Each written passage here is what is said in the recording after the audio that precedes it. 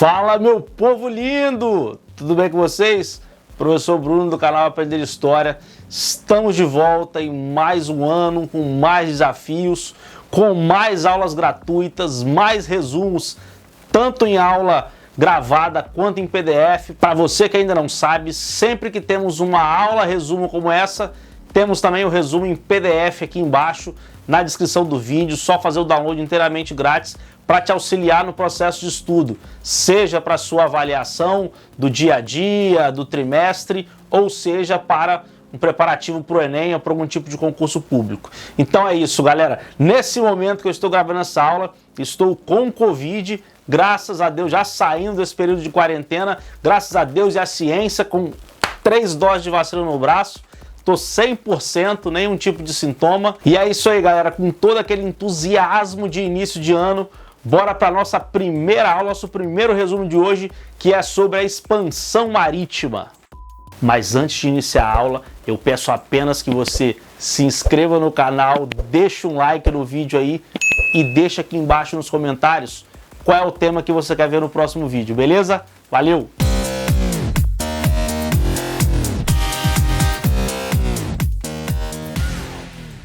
A expansão marítima está inserida num contexto histórico de final da Idade Média e início da Idade Moderna. Trata-se de um período onde há novas descobertas. Esse período vai assinalar o primeiro grande estágio de integração entre os continentes. Os povos europeus, desejosos de riqueza e sedentos de novas experiências, acabaram por navegar por mares nunca antes navegados, alcançando terras distantes nos 2 hemisférios do globo. Muito bem, falei sobre o contexto histórico e sobre o contexto político e econômico. O que estava acontecendo na Europa politicamente e economicamente durante esse contexto? Primeiro vamos para a característica política. Nós estamos inseridos dentro do processo da centralização política, da formação dos estados nacionais, dos estados-nações, do absolutismo monárquico. É isso aí, nós temos o surgimento dos primeiros países como Portugal, como Espanha, como França, como Inglaterra, que eram diversos micro-reinos, diversos feudos que acabam se unindo naquele final de Idade Média e início da Idade Moderna e vão dar origem aos estados nacionais. Vamos para um tópico agora que é extremamente relevante, que são as motivações. Isso é sempre cobrado em avaliação. Quais foram as motivações para o processo de expansão marítima? Primeira coisa que a gente pode pontuar, então, como motivação é a questão das terras, da busca por novas terras. Como nós temos estados-nações se formando, feudos se unificando, limites territoriais sendo inseridos, o que vai acabar acontecendo é que muitos estados vão querer expandir os seus territórios porque aqueles limites territoriais, aqueles limites geográficos não suportam toda a sua relação comercial, toda a sua nobreza naquela região. E temos que lembrar, galera, que terra durante a Idade Média era a principal fonte de riqueza. Então isso ainda estava na mentalidade da nobreza europeia, de que quanto mais terras, mais riqueza se possuía. Segunda motivação é o metalismo, a busca por metais preciosos. Por mais que a terra ainda fosse uma grande fonte de riqueza, os monarcas, os nobres, os comerciantes, eles estavam percebendo que a burguesia está ganhando força. E as relações burguesas dependem de relações monetárias, de relações de troca de metais preciosos. Isso é extremamente relevante para aquela característica econômica do absolutismo monárquico, que é o mercantilismo, né? Então, Estado forte, centralizado, acúmulo de metais preciosos, que a gente chama de metalismo. Em breve teremos uma aula sobre absolutismo monárquico. Quando ela estiver pronta, ela vai aparecer no card aqui em cima. Vamos agora para a terceira e talvez uma das mais relevantes motivações, que são as relações comerciais. Após o Império Turco-Otomano ter tomado Constantinopla, o Mar Mediterrâneo foi fechado novamente e isso acabou impedindo o processo comercial dentro do Mediterrâneo, sobretudo entre as grandes cidades italianas e também as cidades que estavam localizadas ali na Península Ibérica. Se por um lado esse fechamento do Mar Mediterrâneo acabou atrapalhando as relações comerciais dos europeus, por outro lado acabou avançando, fazendo avançar o processo de modernização das grandes navegações. O quarto fator dessas motivações estão ligados ao contexto educacional, qual o período está inserido, que é o período do Renascimento. Então, nesse período, nós temos uma busca incessante pelo novo. Nós temos descobertas acontecendo, dedicação do processo científico. Isso vai auxiliar bastante nessa busca pelo novo, por continentes novos, por novidades e também avançar no processo da tecnologia náutica. Quinta e última motivação está ligada ao aspecto religioso. A Igreja Católica tinha muito interesse nesse processo de expansão, até porque, à medida que a expansão acontecesse, além da expansão territorial em si, nós temos a busca de novos fiéis, a expansão por novos fiéis. Foi assim, por exemplo, que a Companhia de Jesus veio para o Brasil, se inseriu aqui na América do Sul e catequizou diversos índios. A gente pode entender, então, as grandes navegações como uma expansão do processo de reconquista. Sabe as guerras de reconquista ali na Península Ibérica? Dos católicos expulsando os mouros, retomando o seu território. Então, à medida que a expansão marítima se expande mundo afora, isso significa uma expansão do poderio da Igreja Católica e também vai servir de incentivo, então, de motivação para as grandes navegações. Vamos falar agora sobre um outro tópico importante, que é a construção do imaginário europeu. O imaginário que pensava o europeu diante desse contexto de fim da Idade Média e início da Idade Moderna. Se por um lado nós temos a Renascença, toda aquela questão de estudos, de ciência sendo valorizado, por outro lado, nós temos uma esmagadora maioria da população que é iletrada, que não tem acesso à educação e que vive ainda de mitos, de lendas. E isso vai fazer com que surja também diversas lendas, diversos mitos, no que diz respeito ao processo de expansão marítima. Que mitos são esses, galera? A crença, por exemplo, de que a Terra era plana. Apesar de que já naquela época já havia diversos cientistas que mostravam através da ciência, que comprovavam a esfericidade da Terra. Mas pensa, galera, se em pleno século XXI tem gente que ainda acredita nesse mito, quem dirá em 1400, não é isso? Século XIII, século XIV, século XV. As pessoas acreditavam então que a Terra seria plana e que no final do horizonte haveria um abismo. Por que eles acreditavam nisso? Porque por diversas vezes, galera, os navios acabavam indo para alguma expedição e não voltavam. E eles não voltavam. Não voltavam por quê, galera? Diversas eram as motivações. Poderia simplesmente por conta de uma tempestade o navio acabou afundando. Isso dava origem também ao imaginário de monstros marinhos que devoravam navios. Há diversas pinturas, há diversas gravuras que retratam esses acontecimentos, quando na verdade os navios não voltavam, sobretudo por conta das grandes tempestades e da fragilidade tecnológica da embarcação, que acabava não aguentando, não suportando tudo aquilo. Outra coisa que fazia parte do imaginário era, além dos monstros, havia também as sereias. Ou seja, seres esquisitos que enlouqueciam os marujos, que enlouqueciam os tripulantes. Por quê? Porque de fato muita gente acabava endoidando dentro de uma viagem. Pessoal, uma viagem dessa costumava durar 3 meses, com pouca alimentação, com pouca água, nem banho a galera tomava. Você imagina passar 3 meses olhando pela janela, olhando, indo lá do alto do convés e só ver mar durante 3 meses. Galera, se a gente que tem uma vida tranquila, muitas vezes, né, vai para a escola, volta para casa de carro, no conforto do seu lar, com a cama gostosa para dormir, a gente coloca a cabeça no travesseiro e fica difícil de dormir de vez em quando, né? Imagina essa galera que está 3 meses em alto mar. Era fácil de alguém acabar enlouquecendo e não tinha nada a ver com monstros marinhos, não é isso, galera? Acabei de falar sobre os perigos imaginários, vamos agora falar sobre os perigos reais. Quais eram os perigos reais que essa galera poderia enfrentar? Primeira coisa, as tempestades que eu já mencionei. Poderiam ser responsáveis por afundar navios. Outra coisa era o escorbuto, que era uma doença provocada pela falta de vitamina C no organismo, galera. Como eles se alimentavam muito mal, faltava vitamina C no organismo, isso acabava provocando a doença que deixava a gengiva frágil, os dentes acabavam amolecendo, caindo, dificultava ainda mais o processo de alimentação, sangrava as gengivas e as pessoas acabavam morrendo dentro desses navios. Vamos pontuar aqui agora o expansionismo português. Aquele pequeno reino na Península Ibérica, por que ele acabou sendo pioneiro do processo de expansão marítima no mundo inteiro? vamos entender então as características desse pioneirismo, ou seja, os motivos que levaram Portugal a ser o primeiro nesse processo de grandes navegações. Primeiro ponto, é o primeiro Estado-nação da Europa. É o primeiro a se unificar e se tornar de fato um Estado-nação, se tornar um país. Esse processo de centralização acaba levando também à centralização das decisões, à centralização dos investimentos. A ausência de grandes conflitos também foi um fator determinante para esses investimentos acontecerem. Porque do outro lado, do lado de Portugal, nós temos a Espanha dentro daquele processo de expulsão dos mouros ainda e entrando num processo de unificação para se tornar o que hoje é a Espanha.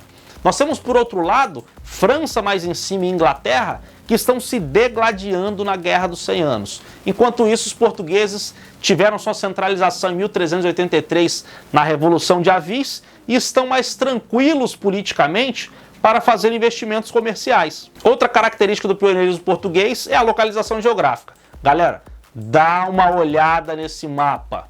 Portugal está banhada ali litorâneamente pelo Oceano Atlântico, ou seja, os caras eles necessitavam avançar sobre o mar, eles precisavam, aquilo fazia parte da cultura deles. Até hoje, quando se fala em viajar para Portugal, comidas típicas de Portugal, a gente logo lembra, por exemplo, do bacalhau, não é isso? Dos frutos do mar. Eles vivem disso até os dias de hoje. Por quê? Porque são banhados. Então a localização geográfica portuguesa ela é estratégica para esse processo de expansão marítima. Outro ponto é o apoio da burguesia de Lisboa.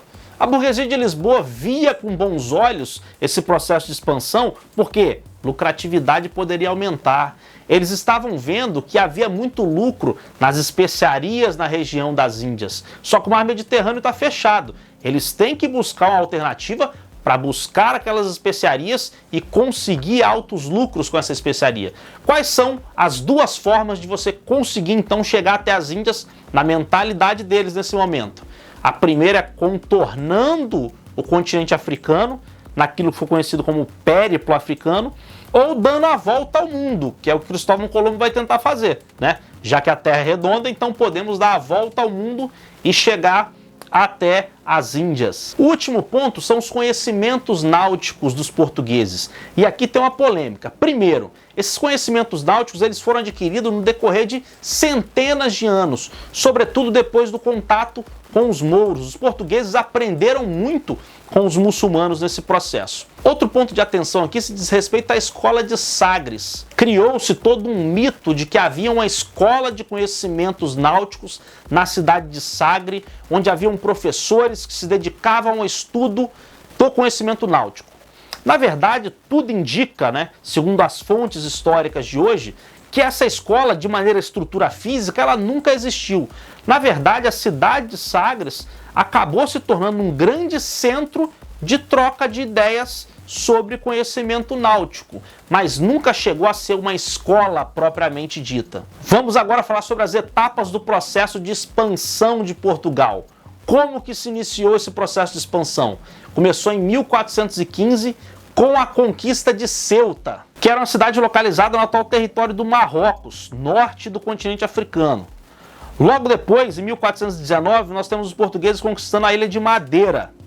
Logo depois, em 1434, Gil Yanes vai acabar conquistando o chamado Cabo Bojador. À medida que essas navegações em direção ao continente africano, ao sul do continente africano, vão acontecendo, nós temos a formação de feitorias, a construção de feitorias. O que são feitorias? São entrepostos comerciais que serviam para abastecimento de novas embarcações e contribuíam para a troca mercantis com os povos africanos naquela região costeira, naquilo que eu já disse para vocês, conhecido como périplo africano, a descida dos portugueses, dos europeus, em direção ao sul do continente africano para fazer o contorno e chegar até a região das Índias. Em 1488 nós temos Bartolomeu Dias conseguindo ultrapassar o chamado Cabo das Tormentas, lá onde hoje é a África do Sul, o extremo sul do continente africano, onde diversas embarcações já haviam afundado naquela tentativa e Bartolomeu Dias se consagra como o primeiro a cruzar aquela região. E quem vem em segundo? Adivinha quem passa aquele Cabo das Tormentas em segundo colocado? É isso mesmo, é o Vasco da Gama. Brincadeira, galera, eu falo assim, mas a realidade é que Vasco da Gama não foi o segundo a passar por lá e foi o primeiro, de fato, a chegar até a região das Índias. Por isso que o nome do Vasco da Gama é ventilado para todos os cantos do mundo como um grande descobridor, como um grande navegador. Vasco da Gama foi grande e permanece grande até os dias de hoje, galera. Só observação, o Cabo das Tormentas, após ultrapassado ali por Bartolomeu Dias, passou a se chamar de Cabo da Boa Esperança. Ou seja, os portugueses rebatizaram após ultrapassar aquela região. E a cereja do bolo se completa em 1500, quando Pedro Álvares Cabral, em direção às Índias, acaba se perdendo no meio do caminho e chegando até onde hoje é conhecido o Brasil, a cidade de Cabralha, hoje ali na região de Porto Seguro. Mas essa descoberta, todo esse processo, merece um vídeo exclusivo só para isso. Quando ele estiver pronto, vai aparecer no card aqui em cima, beleza? Vamos falar agora sobre a expansão da coroa espanhola, né? Primeiro vieram os portugueses, depois os espanhóis. Enquanto isso, França e Inglaterra estão lá se estribuchando na Guerra dos 100 Anos. O processo de unificação espanhola ele vai acontecendo gradativamente à medida que eles expulsam os mouros da Península Ibérica através da Guerra de Reconquista. Nós temos os reis espanhóis, conhecidos como reis católicos, Isabel de Castela e Fernando de Aragão, que eles vão acabar investindo nesse processo das grandes navegações. Por falar nisso, galera, a gente tem que entender que o investimento nas grandes navegações era alto. Você construir um barco ou alugar um barco e custear a viagem era muito caro, não era qualquer um que tinha condição. Ou eram os estados-nações que estão se formando agora, extremamente fortes, ou eram conglomerados de comerciantes que conseguiam fazer isso. Então havia as expedições públicas e as expedições particulares.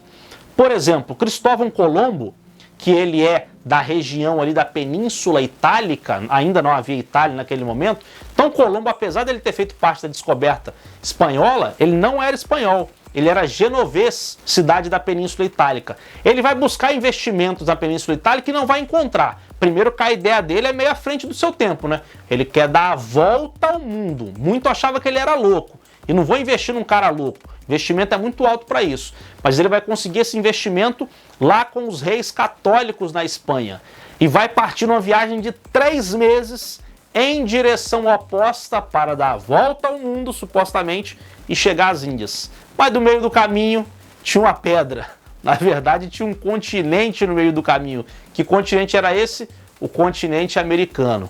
Cristóvão Colombo, então, em 1492, ele acaba chegando até a parte central da América, né? Descobre um novo continente, mas ele não tem ideia da grandeza da descoberta dele. Para ele tinha chegado nas Índias, posteriormente acreditou-se que foi em qualquer outro tipo de ilha, mas ele tinha descoberto um continente. Infelizmente, como ele não reconheceu isso, o nome do continente não é Colômbia, né? Continente colombiano, mas sim continente americano, porque foi Américo Vespúcio que acabou se dando conta de que aquilo era de fato um grande continente. Para finalizar, vamos falar sobre os acordos que aconteceram depois desse processo de descoberta. Nós tivemos o primeiro acordo, então, que foi a Bula Intercoeteira, que foi firmada com apoio do Papa, não é isso? E a pedido da coroa espanhola, que dizia que tudo que estivesse a 100 léguas das ilhas de Cabo Verde pertenceria a Portugal e o que ultrapassasse isso pertenceria à Espanha. Só que os portugueses, mesmo antes de descobrirem o Brasil, eles tinham receio de, com esse novo acordo, perderem algumas ilhas que eles tinham conquistadas no Atlântico. Essa foi a justificativa dada. E por isso eles pediram a expansão desse documento, de 100 léguas para 370 léguas. Então o que primeiramente foi chamado de Bula Intercoeteira, passou a ser chamado então de Tratado de Tordesilhas, o tão famoso Tratado de Tordesilhas, que acabou dividindo a América em América Portuguesa e América Espanhola. Galera, eu espero que essa aula tenha sido extremamente proveitosa para vocês. Para mim foi um grande desafio gravá-la. deu problema no áudio, deu pico de energia, eu tô gravando ela pela segunda vez, por isso eu peço que você se inscreva no canal, deixe um like, deixe um comentário se possível aí, diga se a aula foi esclarecedora, se você estiver estudando para a prova, depois volta aqui e me conta quanto é que foi que você tirou nessa avaliação, hein? Beleza, galera? Forte abraço para vocês, se cuidem e até semana que vem.